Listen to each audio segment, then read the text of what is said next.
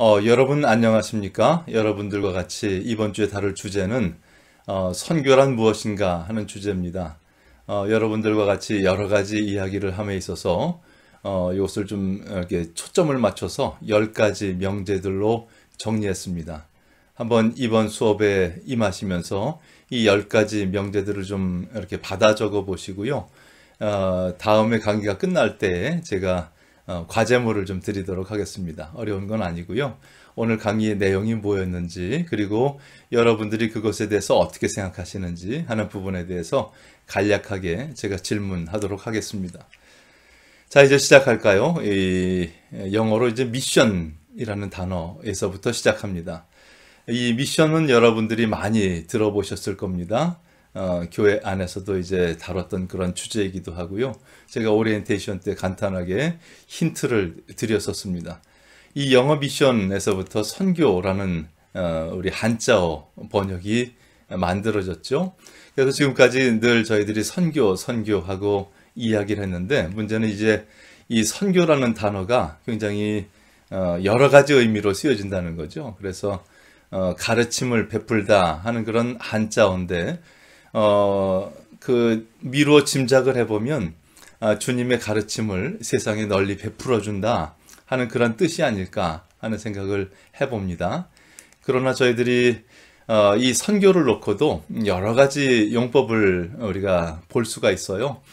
제가 이제 선교학을 가르친다 하고 이야기를 하면 주로 제일 먼저 말하는 것이 저희 교회도 뭐 인도네시아에 교회 세웠습니다, 이렇게 얘기를 해요. 그러면 저분의 이야기 속에서 선교라는 말은 세계 선교라는 뜻이겠다, 이렇게 짐작을 할 수 있죠.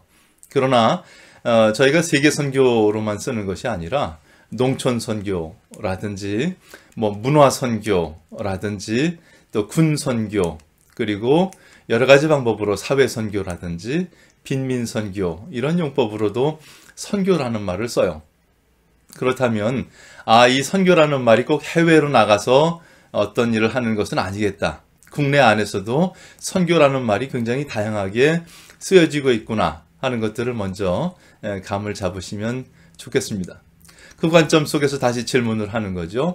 그러면 미션이라는 말, 원래 영어가 가졌던 그 뜻은 어떤 뜻입니까? 하고 이제 질문하게 됩니다. 이 미션이라는 말을 가지고 여러분들이 사전을 찾아보면 보낸다, 파송한다 하는 뜻에서부터 시작해요. 이 말이 왜 그렇게 됐느냐 보면 라틴어 미또, 소위 파송한다 하는 뜻에서부터 출발했기 때문에 그렇죠. 그래서 이런 용법을 가지고 미션이라는 말을 다시 한번 정리해보면 선교란 사명에 대한 이야기다, 이렇게 한번 정의해보면 좋겠다 하는 생각이 들었습니다. 그래서 이제부터 선교라는 말을 말할 때 우리는 사명이라는 단어를 먼저 떠올리면서 이야기를 좀 진행했으면 좋겠습니다. 그 내용을 조금 더 설명을 해보도록 하죠. 아까 얘기했듯이 이 영어 미션이라는 단어가 라틴어 미또에서 나왔고, 그 단어는 파송이라는 개념과 연관된다면 우리가 이 미션이라는 말을 이야기할 때 제일 먼저 떠올려야 될 것은 바로 보낸다, 파송한다 하는 그런 의미입니다. 그래서 이런 것들이 어떤 식으로 쓰여졌을까를 제가 좀 이렇게 시뮬레이션 해봤어요. 소위 중세의 캐톨릭 교회에서 소위 국경을 넘어서 안전지대를 건너가면 이민족을 만나게 됩니다. 그들은 예수님 모르고요, 믿지도 않아요. 그들에게 복음을 전해야 되겠다는 열정을 가지고 안전지대를 넘어서 국경을 건너가는 그런 사람들이 있었고, 그들을 향해서 파송할 때 미또라는 단어를 썼다는 말이죠. 보낸다 하는 뜻입니다. 그래서 이 보낸다 하는 뜻 속에서 다시 성경을 보니까 파송이라는 의미가 굉장히 중요한 성경의 개념이더라고요. 자, 하나님께서 이 세상이 죽어가는 것을 보시면서 움직이기 시작하셨습니다. 그랬을 때 성경에 보니까 사람들을 파송하세요. 노아를 보내서 구원의 방주를 짓게 하고 다시 그의 이야기, 구원의 이야기를 쓰고자 하셨습니다. 아브라함을 보내서 갈대아 우르에서부터 보내서 약속의 민족을 만들기를 원하셨어요. 그 민족이 에집트에 잡혀 있을 때 모세를 보내서 이집트에 잡혀 있는 이스라엘 민족들을 구원해 내시죠. 또한 여호수아를 보내서 가나안 땅에 진입하게 하시고, 그리고 왕들을 보내시고 예언자들을 보내시고, 근데 이 보내는 과정 속에서 사람들이 구원의 반열에 들어오지 못하자 하나님께서는 자기 아들을 보내십니다. 예수님께서 늘 그러셨어요. 아버지께서 나를 보내셨다. 나는 아버지의 뜻대로 한다. 아버지가 곧 나다. 이런 얘기를 많이 하셨어요. 그리고 그분이 부활하신 후에 제자들에게 나타나셔서 말씀하시기를 아버지께서 나를 보내셨듯이 나도 너희를 보내노라 하는 표현을 쓰세요. 마태복음 28장 18절 이후 가장 우리들에게 중요한 선교 어떤 텍스트는 그러므로 너희는 가서 모든 나라 민족을 제자로 삼고 이런 표현을 쓰죠. 그래서 이 파송이라는 말이 성경에서 굉장히 중요한 구원과 연관된 개념이다. 이렇게 이해하실 수 있게 됩니다. 자, 두 번째 용법은요. 영어에서 사전을 찾아보시면 보냄을 받은 사람 또는 단체, 그래서 엠베서더, 소위 대사 이런 것과 연관된 단어로 쓰여질 때가 있습니다. 특별히 이 미션이라는 말을 선교단체라고 쓰기도 해요. 그래서 Women's Mission, 여성 선교단체, Mission of Charity, 자선 선교단체, The Directory of Missions, 선교단체 주소록 이런 뜻이죠. 그래서 선교단체라고 말할 때도 미션이라는 단어를 써요. 세 번째, 이 보냄을 받은 사람 또는 단체가 수행해야 될 사명 또는 임무가 주어질 때 그것을 미션이라고 이야기를 해요. 여러분들이 TV에서 오락 프로그램을 보면 금주의 미션은요 하고 이렇게 말을 할 때가 있어요. 그것은 이번 주에 수행해야 될 임무는요 이런 뜻이죠. 영어에서도 용법상 보면 You are on the mission. 너는 임무 수행 중이다. Go on a mission. 임무를 수행하러 가다. 영어에서 Mission Impossible. 임무 수행 불가. 그러면 요즘에 선교 책도 많이 나오죠. Mission Possible. 소위 임무 수행이 가능하다 하는 그런 뜻이죠. 그래서 이 미션이라는 말은 사명 또는 임무라고 번역해 쓰는 것이 맞다. 이것이 제가 제일 첫 번째 주장하는 일입니다. 그래서 제가 늘 기억하시라고 문장 하나를 이렇게 보여드려요. What is the mission of the church in this world? 이 세계 안에서 교회의 사명이 뭐냐? 라고 번역해 쓰는 것이 제대로 된 번역이죠. What is the mission of the church in this world? 그러면 이 문장 하나에서 굉장히 중요한 어떤 그 요소들이 보여요. The mission, 이것은 아마 하나님께서 주신 그런 미션이 되겠죠. 그 미션을 수행할 the church가 존재하고 어디에서요? In this world. 소위 진공 상태에서 선교하진 않아요. 특별히 어떤 장소로 어떤 그 타겟층으로 보내시죠. 그래서 What is the mission of the church in this world? 하면 여러분들이 꼭 기억해야 될 중요한 요소들을 아마 기억하실 줄 믿습니다. 자, 이제 두 번째 명제로 넘어가 보도록 하죠. 선교는 하나님께서 주관하신다 하는 명제입니다. 선교를 보통 이야기할 때 교회가 주관한다고 생각할 때가 있어요. 하나님께서 우리들에게 선교를 맡겨주셨다. 그래서 우리가 선교를 수행한다. 잘못된 뜻은 아니겠죠. 그러나 보다 더 근본적으로 선교를 누가 하시지? 선교의 주체는 누구시지? 선교의 주관자는 누구시지?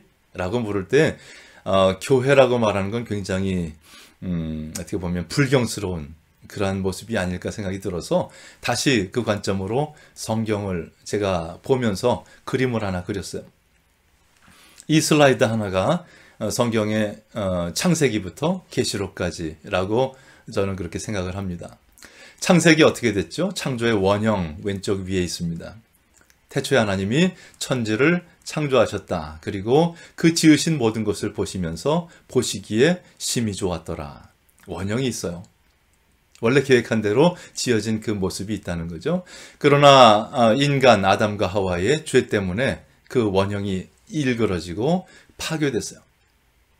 그리고 사람들은 이 땅으로 몰려 나오게 되었죠. 파괴되었다 하는 단어를 제가 써봤어요.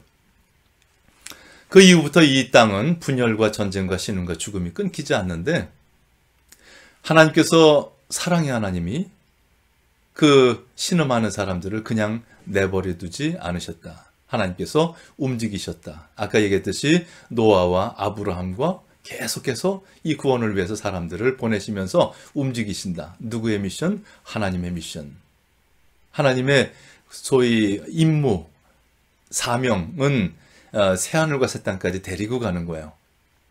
그것을 위해서 움직여갈 때에 이 땅에 하나님의 나라를 추구하는 많은 소위 하늘을 바라보는 사람들이 그의 부르심에 응답하고 사명을 감당합니다. 언제까지요? 마지막 계시록 새 하늘과 새 땅이 올 때까지.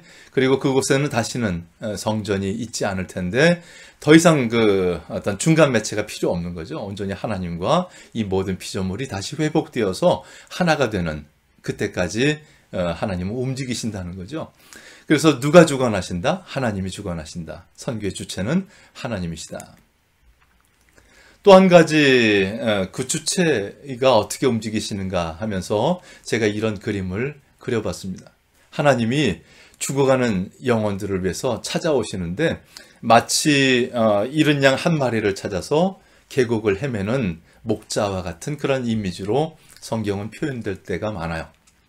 자, 그러면 이제 99마리를 이 오른쪽 옆에 있는 교회에다가 놔두시고 그리고 한 마리를 찾아서 지금 계곡으로 나가신 하나님을 연상해 보십시다. 우리 99마리는 어떻게 하면 좋죠? 네, 언제 오세요 하나님? 빨리 한 마리 구해서 오세요. 그러고 기다리고 있을 문제인지, 아니면 저희도 같이 찾아 드릴게요. 매 어딨니? 하고 이제 같이 찾아 나오자 하는 그런 모습으로 화살표를 잃은 양을 향해서 그렸어요. 교회는 그 우리 안에서 머물러 있는 그런 공동체가 아니라 구원을 위해서 하나님의 구원의 파트너가 되어서 잃은 양을 찾아 나오는 공동체다 하는 것을 그려봤습니다. 한번 좋은 이미지가 되기를 바랍니다. 또 하나 이제 1910년에 에딘버러, 영국의 에딘버러에서 전 세계 선교 지도자들이 모였어요. 그리고 선교 대회를 열었는데 가장 중요한 이슈는 19세기까지의 선교를 총정리해보자. 그리고 20세기의 선교가 어디로 가야 될지에 대해서 의논해보자 하고 모였는데, 가장 난색을 표하고 19세기 평가를 좀 부정적으로 했던 초점이 뭐냐면 선교단체들 간에, 교회 교단들 간에 협력이 안 됐다는 거죠. 그러다 보니까 선교 현장에서 바라보는 교회라는 것은 굉장히 서로 다른 교단들이 들어와가지고 뭐 사랑의 하나님 얘기하는데 서로 사랑하지도 않고 서로 사람 뺏기 하고 있고, 그래서 도대체 당신들은 뭡니까? 하고 질문하게 되는 그런 부정적인 결과를 갖게 되었다. 그렇다면 어떻게 할까? 20세기의 선교는 어디로 가야 될까 하면서 이 선교하는 교회들끼리 협력해야 되겠다. 소위 에큐메니즘이라는 것을 주장하기 시작했어요. 우리는 오이쿠메네, 소위 서로 간의 신학은 조금 다르고 배경은 조금 달라도 우리는 한 하나님 예수 그리스도를 믿는 형제요 자매다, 한 가족이다. 오이쿠메네. 그리고 우리들은 선교 현장에서 서로 협력해야 된다 하는 주장을 하기 시작했죠. 그러면서 이 어떤 선교 간의 협력이 필요한 것의 가장 기본적인 근거로 선교의 주관자는 하나님이시다 하는 고백을 하게 돼요. 이것이 미시오 데이, 소위 하나님의 선교라는 신학으로 자리 잡게 되는데요. 그것이 이제 왼쪽 밑에 하나님의 선교, 미시오 데이라고 한다면 이것이 1930년대, 40년대 계속 주장되어 오다가, 그래서 교회 안에 머물러 있는 것이 아니라 세상 안에서 세상을 구원하고자 움직여 가시는 하나님의 선교에 교회가 나가서 동참해야 된다 하는 이야기를 하다가, 그 동참이 굉장히 어떤 가장 핍박받는 사람들을 향해서 나가다 보니까 해방자 예수, 해방신학, 해방신학적인 선교라는 관점으로 이제 자리 잡게 되는 것이 1960년대, 70년대이죠. 구테레즈가 해방신학을 썼을 때가 아마 1969년이었고요. 미국에 번역된 것이 아마 1971년, 2년 이렇게 됐던 것으로 기억한다면 그때가 이제 해방자 예수 중심의 선교 이야기를 했던 아마 피크가 아니었던가 생각을 합니다. 그 시대에 우리 한국 안에서도 민중신학 그리고 해방자 예수에 대한 이야기들이 있었던 것은 세계적인 추세였죠. 이것이 조금 더 시간이 흘러가면서 1980년대 넘어 들어가면서 성령 중심의 어떤 선교, 성령 하나님 중심의 선교로 움직여 가게 되고 1990년대에 오면서 치유케 하시는 하나님, 모든 것을 하나 되게 하시는 성령 하나님, 그 하나님 중심의 선교의 모습으로 자리 잡게 됩니다. 재밌죠? 하나님, 아버지 하나님의 선교, 아들 하나님의 선교, 그리고 성령 하나님의 선교, 이것이 합쳐지면서 21세기에 왔을 때는 삼위일체 하나님의 총체적인 선교로 자리 잡게 되죠. 그래서 이제는 뭐 복음주의나 WCC나 할 것 없이 삼위일체 하나님의 총체적인 선교 이야기에서는 거의 개념이 같아졌어요. 이것을 염두에 두시고 앞으로 선교는 누가 하신다? 하나님이 하신다. 하나님의 선교, 그것도 삼위일체 하나님의 총체적인 선교가 굉장히 중요한 선교의 근거다 하는 것을 여러분들이 기억하시면 되겠습니다. 이 관점으로 제가 선교를 이렇게 정의해 봤어요. 세 가지로 정의했습니다. 이게 하나가 아니라 다음 슬라이드가 있다는 걸 염두에 두시고, 첫 번째, 미션은, 소위 선교는 하나님께서 일하시는 세상으로 보냄받는 것이다.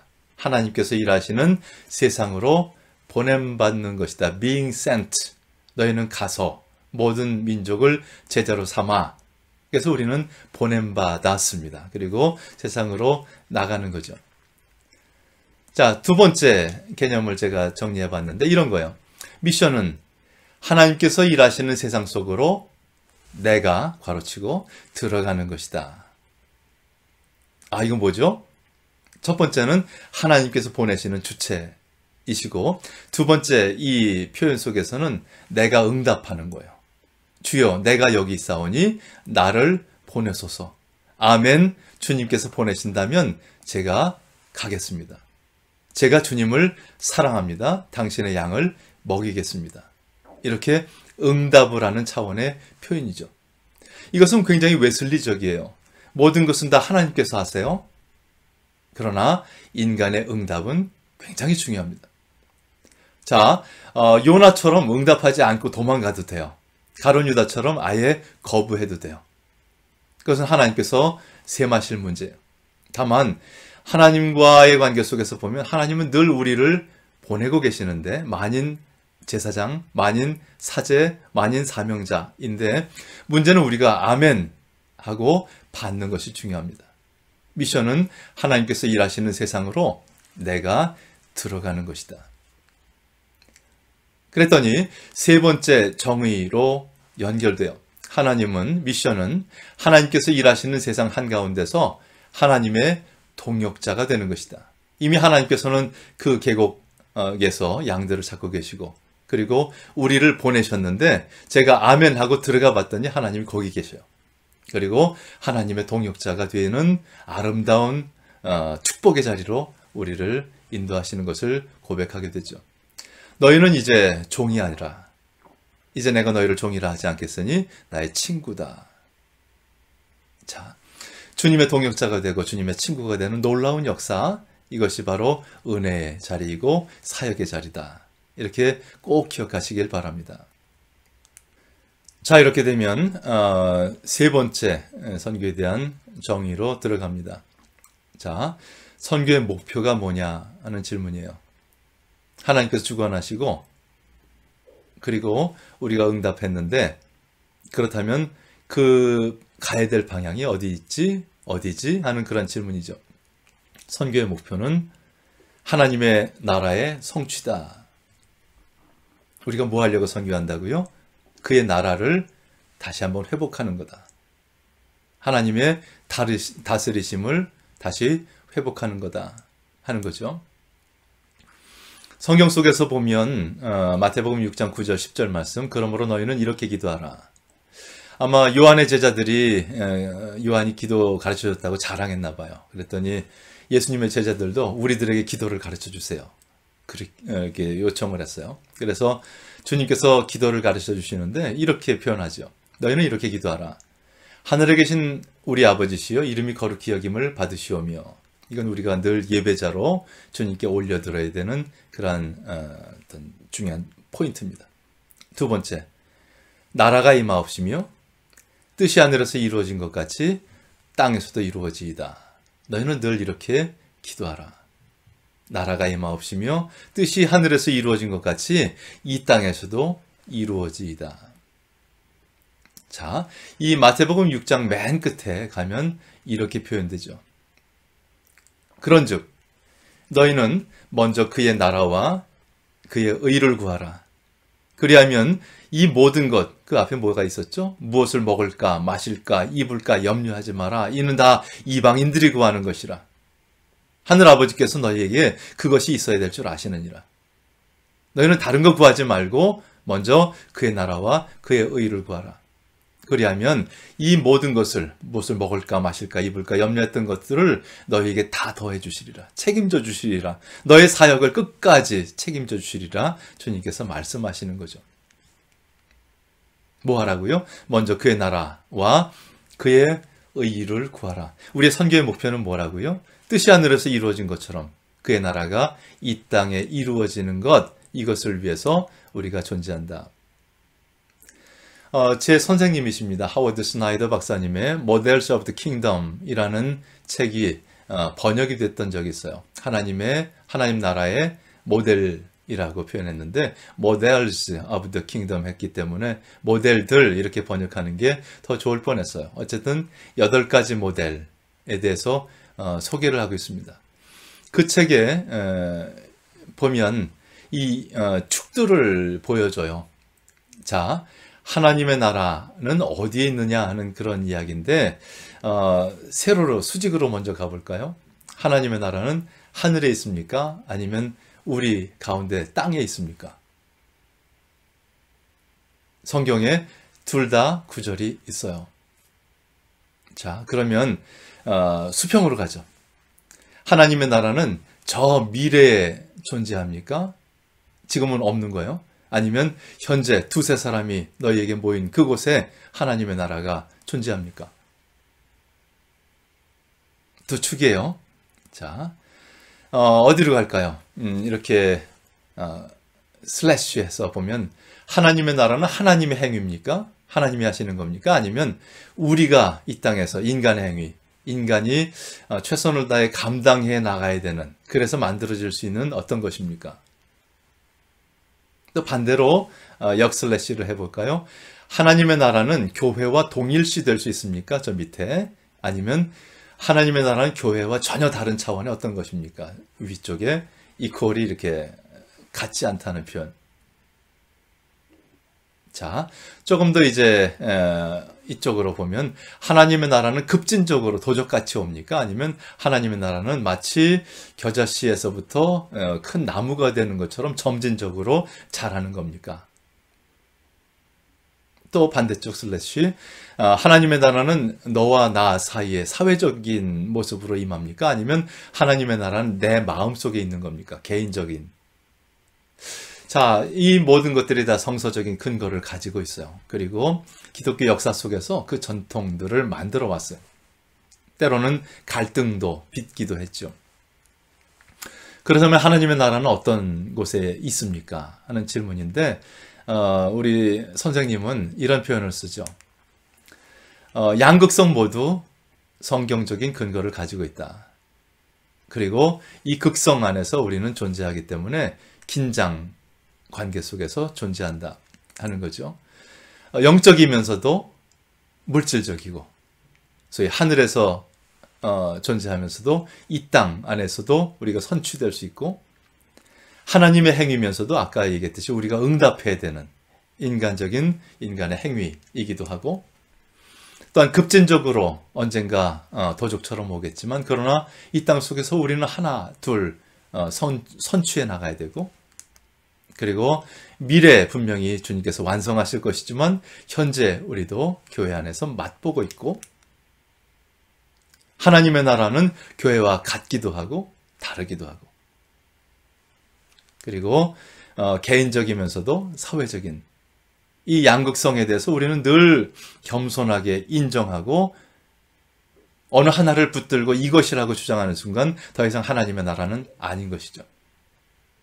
우리는 늘 겸손하게 주님의 인도하심에 따라서 긴장관계 속에 하나님 저희들은 아직 모릅니다. 그러나 주님께서 인도해 주시겠다고 하시는 그것을 향해서 저희들은 최선을 다해서 나가겠습니다. 이 고백이 적절한 고백이 되겠다 하는 것이죠. 네 번째 주제는 선교의 방법은 성육신적이다 하는 이야기입니다. 성육신, 소위 말씀이 육신이 되셨다는 것이고 주님이 이 땅에 오셨다는 것이고 그렇다면 우리의 선교의 방법은 예수님처럼 움직여보자 하는 거죠. 그래서 주님이 이 땅에 오신 것처럼 우리도 세상을 향해서 나가고 또 주님이 우리와 같이 되신 것처럼 세상에 선교지에 있는 사람들, 그 사람들의 삶에 접촉점을 만들고 그들을 섬기고 하는 예수님의 방법을 생각해 보자는 거죠. 이 주제에 대해서는 우리가 한 주간 동안 온 시간을 들여서 같이 돌아볼 겁니다. 그래서 오늘은 요 사진들만 좀 보시면서 주님이 움직이셨던 그 모습들을 좀 묵상하면 좋겠고요. 또 인터넷에 구글에 가셔서 한번 검색하시고 주님의 더 많은 이미지들을 좀 마음속에 품고 예수님이 어떻게 하셨을까 하는 것을 질문해 보시는 정도로 오늘 좀 이렇게 정리했으면 좋겠습니다. 다음번에 추가로 우리가 깊숙하게 다루도록 하겠습니다. 자, 이제 다섯 번째 명제로 들어갑니다.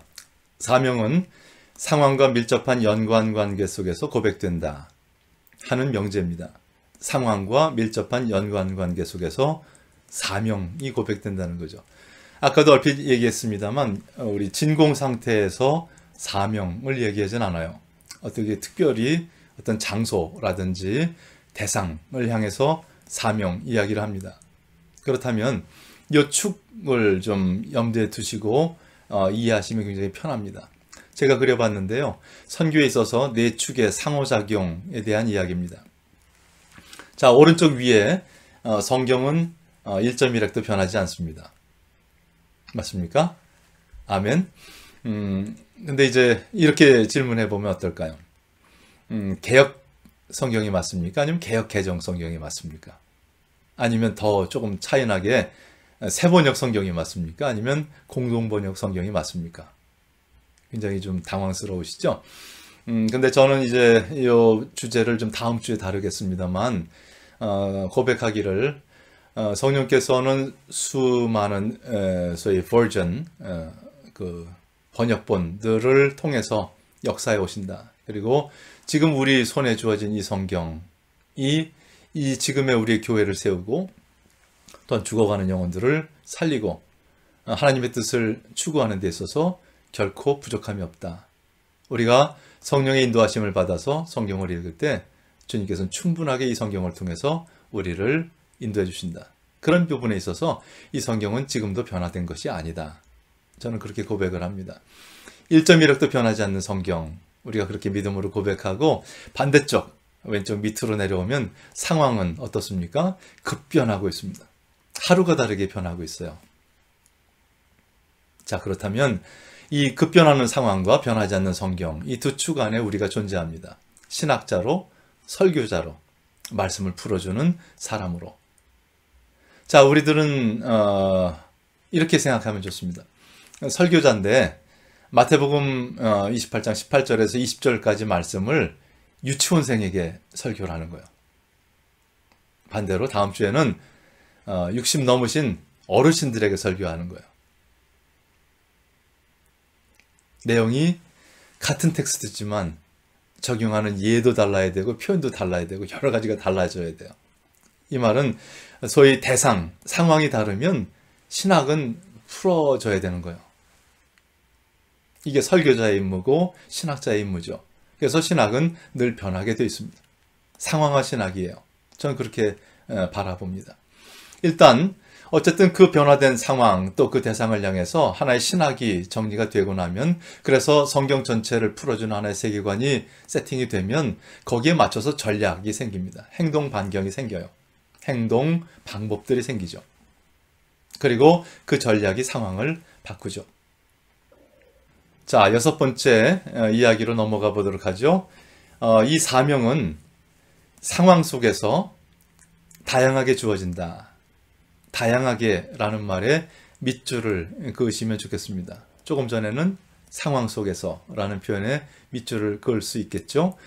자, 다양하게 라는 표현 속에 여러분들이 앞으로 선교에 대한 이야기가 굉장히 다양하겠다 하는 것을 염두에 두시기 바랍니다. 그리고 책 한 권을 이 김에 소개를 한다면 데이비드 보쉬, 소위 아프리카의 선교사였으면서 또 신학자로서 굉장히 중요한 텍스트북을 하나 우리들에게 남기고 가셨는데, 이것이 Transforming Mission, 소위 변화하고 있는 선교라는 책입니다. 지금까지도 클래식이고요. 고전이고 또 교재이고, 이 안에 3개의 파트가 나눠져 있습니다. 하나는 Biblical Foundation, 소위 성서적 근거로서의 선교, 그리고 History of Mission, 선교의 역사, 파트 2가, 그리고 파트 3는 Current Issues, 최근의 이슈들에 대한 소개를 하고 있습니다. 한 권만 읽으신다면 이 책을 강추하고요.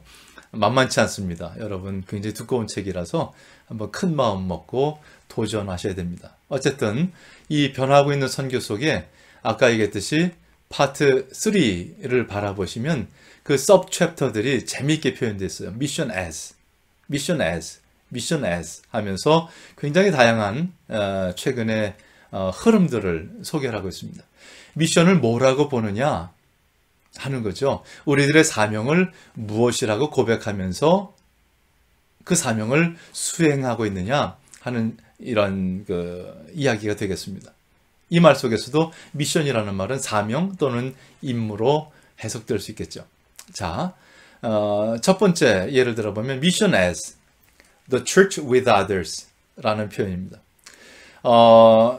이제 the church for others와 church with others라는 것이 굉장히 중요한 이슈였어요. church for others는 교회는 세상을 위해서 존재한다 한다면, the church with others는 교회는 세상의 고난에 동참해야 된다. 더 깊숙하게 내려가라고 주장했던 하나의 흐름을 염두에 둘 수 있겠죠.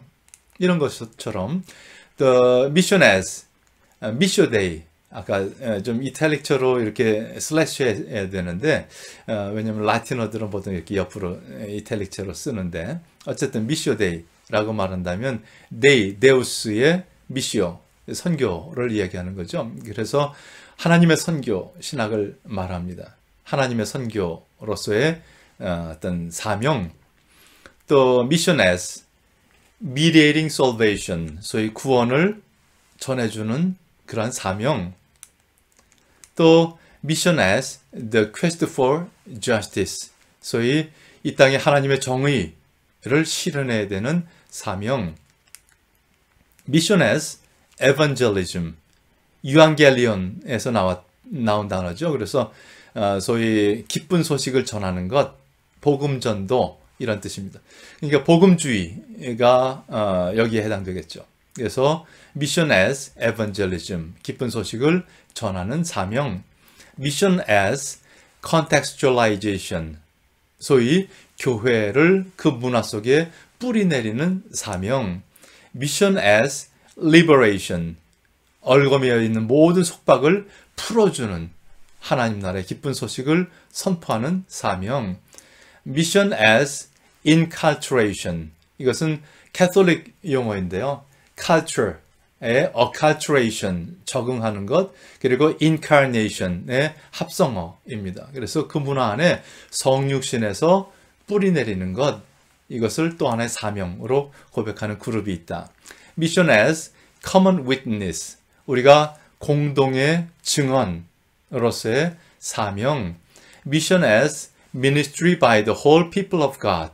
이 땅의 모든 하나님의 백성들이 수행하는 ministry, 소위 사역으로서의 사명, 그리고 mission as witness to people of the living faiths, 다른 살아있는 신앙 고백들을 향한 우리 기독교인의 증언, 또 mission as theology, 이 단을 생각하면 바른 신학을 정립하는 사명, mission as action in hope, 소위 희망 안에서 실천하는 사명, 이런 단어들이죠. 그래서 그 외에도 굉장히 좀 다양한 어떤 표현들이 그 챕터 안에 있습니다.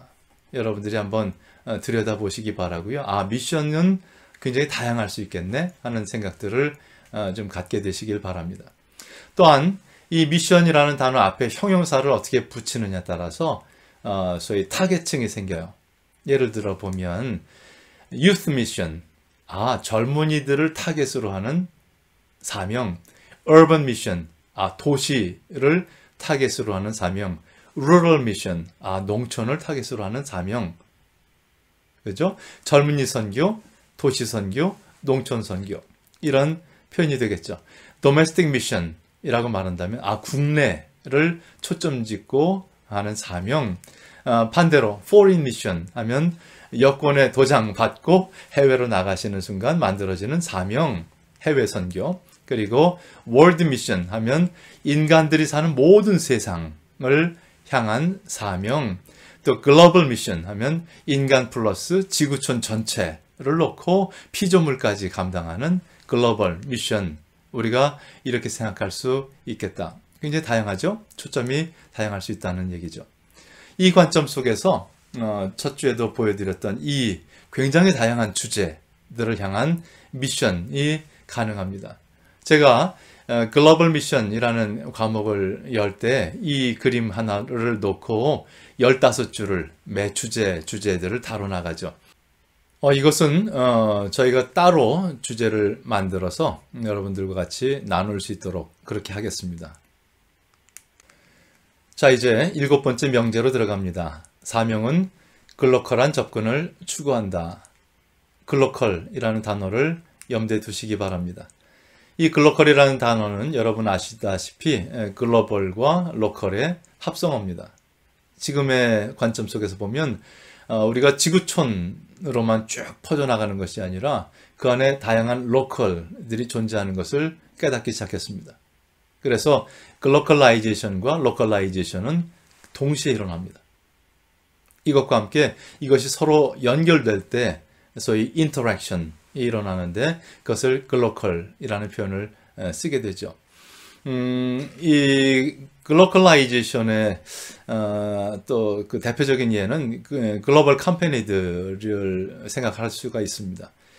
글로벌 컴퍼니들이 전 세계적으로 이제 자기의 영역을 확장해 나갈 때 소위 글로컬라이제이션 과정을 추구합니다. 예를 들면 뭐 KFC나 맥도날드 같은 경우에 어디를 가든지 맥도날드로 할까요? M자를 붙여요. 그럼 저 멀리서도 맥도날드 저기 있네. 거기 들어가면 에어컨 나오고 햄버거 있겠다. 코카콜라가 있겠네. 뭐 이런 것들이죠. 기본적인 어떤 스탠다드를 가지고 전 세계로 쭉 펼칠 수 있습니다. 그런데 그렇게만 해서 매출을 얻는 것보다는 로컬라이제이션을 겨냥하는 것이 좋습니다. 예를 들어서 한국에 들어올 때 M자는 소위 쌀버거도 만들고 불고기 버거도 만들고 하면서 우리 입맛에 이렇게 접목시켜요. 인도로 들어가면 아마 카레버거를 만들겠죠. 이런 것처럼 어디를 가든지 그 어떤 로컬의 어떤 테이스트를 이렇게 접목시키면 매출이 배가 됩니다. 이런 것처럼 글로벌라이제이션으로 확장하고 로컬라이제이션으로 뿌리내리고 그래서 글로컬하게 접근해 들어가는 것, 이것이 글로벌 컴퍼니들의 기본적인 글로컬라이제이션의 어떤 개념입니다. 또 하나 우리가 생각할 수 있는 것은 NGO들이 생각할 때 이 글로컬라이제이션은 소위 think globally and act locally 라는 단어 속에 굉장히 중요한 어떤 전략들이 있습니다. 전 지구적으로 생각하고 지역에서 실천하라. 전 지구적으로 환경 문제를 생각하면서 내 처해진 지역에서 환경 문제와 씨름하라. 전 지구적인 평화 이야기를 생각하면서 내 지역에서의 평화를 이루라. 전 세계적인 여성 인권을 이야기하면서 내 지역에서의 여성 인권을 성취하라. 이런 얘기들이죠. 그리고 이것을 성실히 수행해 나가는 NGO들이 전 지구적으로 네트워킹하면 지구 전체의 문제를 해결할 수 있겠다 하는 거죠. Think globally and act locally 라는 단어를 기억하시기 바랍니다. 그렇다면 working together to empower the world. 전 지구를 이렇게 무장시키고 힘있게 하기 위해서 함께 동역하자, 함께 일하자 하는 이런 과정을 생각을 할 수 있게 되겠죠. 그리고 이 관점 속에서 제가 가만히 예수님의 사역을 바라보니까 예수님의 사역도 글로컬 하셨어요. 예수님이 이 땅에 오실 때 가장 마지막 생각은 뭐였죠? 땅끝까지 나가서 모든 나라와 민족이 회복되고 새하늘과 새 땅이 구성되는 거예요. 그것을 위해서 주님은 로컬로 내려오시죠. 갈릴리, 나사렛.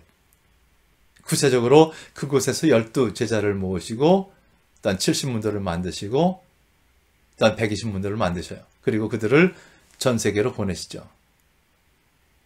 Think globally and act locally 라는 단어를 여러분들이 염두하시면서 성경을 다시 보시면 굉장히 재미있는 현상들이 보여집니다. 8번째 정의로 들어가죠. 선교는 다차원적인 접근을 필요로 합니다.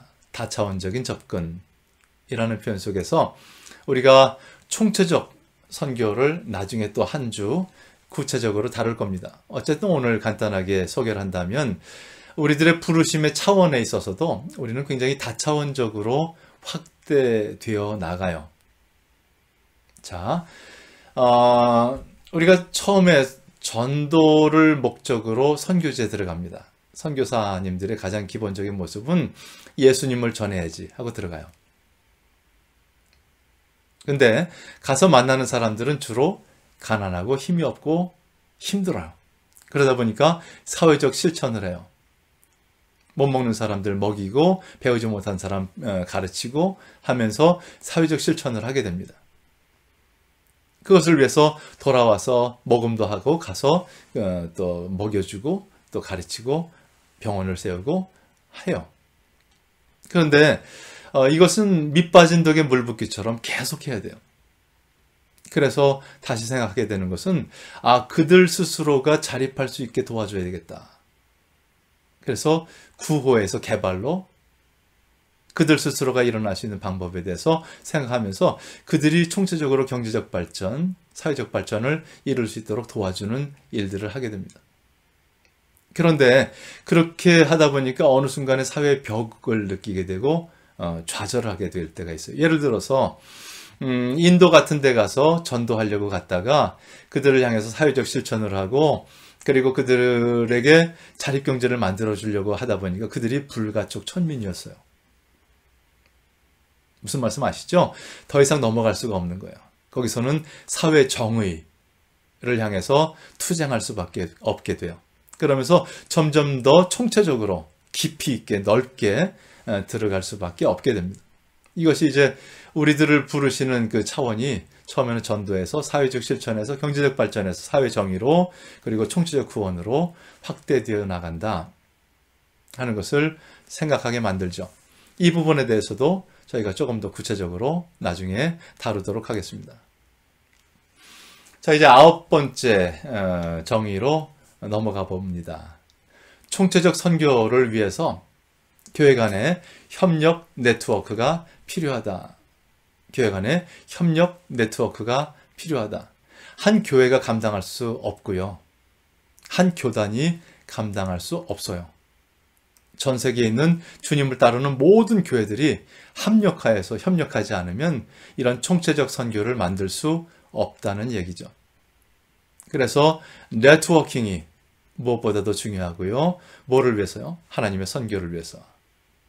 Networking for the mission of God. 하나님의 선교를 위해서 네트워킹이 무엇보다도 필요하다. 이 부분에 있어서 무료 사진이에요. 그래서 제가 한번 안심하고 사용하는데 너무 감사합니다. 이런 아름다운 그림을 만들어 주셔서 보니까 인터넷 시대, 초연결 시대에 우리가 네트워킹을 더 수월하게 할 수 있어야 되지 않을까? 근데 왜 아직도 교회 간의 협력이 잘 안 되지? 이런 고민을 하게 되죠. 어쨌든 초연결 시대에 이 네트워킹에 대해서 생각을 하면서 선교를 만들어 갔으면 좋겠습니다. 그리고 첫째 주에도 우리가 설명했지만 우리가 총체적 선교할 때 조금 더 구체적으로 다뤄볼게요. 삼위일체 하나님의 총체적인 선교에 응답하고 이 땅에 하나님의 나라를 회복하기 위해서 수많은 단체들과 단위체들이 동원되고 네트워킹 돼야 된다 하는 것을 좀 기억하시라고 이 그림을 여기다가 집어넣었습니다. 이제 마지막 명제로 들어갑니다. 세상의 단체들과 새로운 연대가 필요하다. 소위 총체적 선교를 위해서는 교회 간의 연대는 필수이고요. 이제는 세상의 선한 단체들 또한 어떤 기관들과도 새로운 연대가 필요한 것을 깨닫게 되었습니다. 제일 먼저 우리가 연대할 수 있는 단체는요, NGO들이에요. 전 지구적으로 어떤 나름 휴머니즘에 입각한 또 아니면 기독교 NGO들도 많죠. 그래서 좋은 세상을 만들고자 함께 네트워킹하고 함께 협력해가는 이 NGO들이야말로 가장 교회가 접근하기가 쉬워요. 그래서 교회들도 NGO 단체를 만들면 더 좋고요. 또 NGO들과 협력하면서 하나님의 선교를 이룰 수가 있어요. 그것은 NGO as Mission이라는 주제로 우리가 따로 한 주간 다루도록 하겠습니다. 또 하나 우리가 함께 할 수 있는 것은 협동조합이에요. 협동조합. 우리가 한 5명 정도 모이면 협동조합, 공동출자해서 우리의 꿈을 이루는 단체를 만들 수가 있어요. 이러면 개인들이 모인 것보다 훨씬 더 공적이 돼요. 그리고 협동조합을 등록하게 되면 우리가 정부와도 협력할 수 있고 또한 세상의 기업들과도 협력할 수 있고 교회들과도 협력할 수 있는 새로운 단위체가 만들어지죠. 또한 여러분들이 나름 비즈니스를 하나님의 뜻 가운데서 만들어 보고자 한다면 사회적 기업, 소위 소셜 엔터프라이즈에도 관심해 보시기 바랍니다. 여러분 교회가 사회적 기업을 또 창립할 수도 있어요. 그래서 이 사회적 기업이라는 것들도 염두에 두면서 선교를 생각하시면 좋겠습니다. 그리고 첫 주에도 제가 설명을 했나요?